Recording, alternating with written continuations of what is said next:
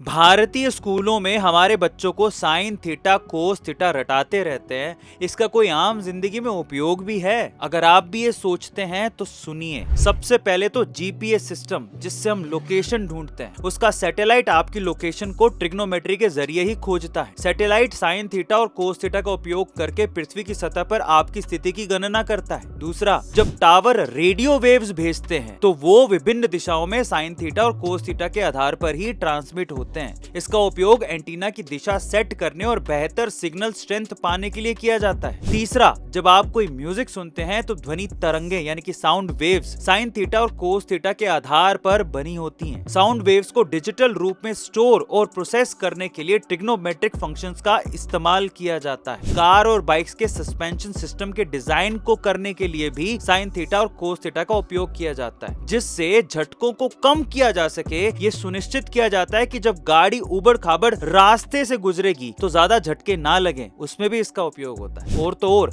जब कोई रोबोट चलता है तो उसके हर मूवमेंट को साइन थीटा और कोस थीटा के आधार पर ही कैलिब्रेट किया जाता है। कैमरा लेंस और इमेज फिल्टरिंग एल्गोरिदम भी साइन थीटा और कोस थीटा के आधार पर की जाती है। स्पोर्ट्स और गेमिंग की ट्रेजेक्टरी को कैलकुलेट करने के लिए भी साइन थीटा और कोस थीटा का यूज किया जाता है। और तो और, समंदर में जहाजों की दिशा को सेट करने और प्लेन की ऊंचाई को कोण का अनुमान लगाने के लिए साइन थीटा और कोस थीटा का ही उपयोग होता है। ईसीजी की मशीनों में दिल की धड़कनों की वेव फॉर्म भी साइन थीटा कोस थीटा से मिलती जुलती है। मेडिकल स्कैनिंग और एमआरआई की तकनीकों में भी ट्रिग्नोमेट्री का इस्तेमाल किया जाता है। और किसी बिल्डिंग की स्ट्रक्चर स्टेबिलिटी को बनाए रखने के लिए भी साइन थीटा और कोस थीटा का उपयोग होता है।